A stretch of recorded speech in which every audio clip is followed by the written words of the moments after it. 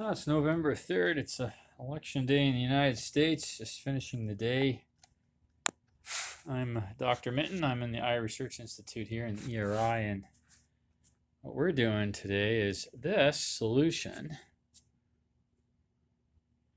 fairly viscous, is a solution of protein, human protein, that I've made in bacteria.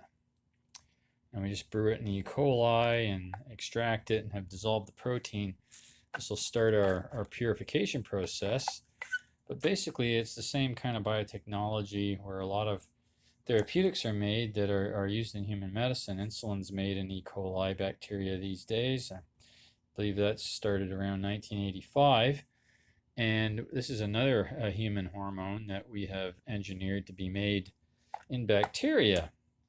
And by making enough of it, and that's the whole idea of using bacteria, is being able to make lots of a protein so that you can purify it and then test it to make sure it might be therapeutically useful. This is one that we hope will be good for regenerating and repairing damaged retinal vasculature and the neural retina of people that have various diseases that harm the blood supply, or the blood vessels that supply the blood to the retina.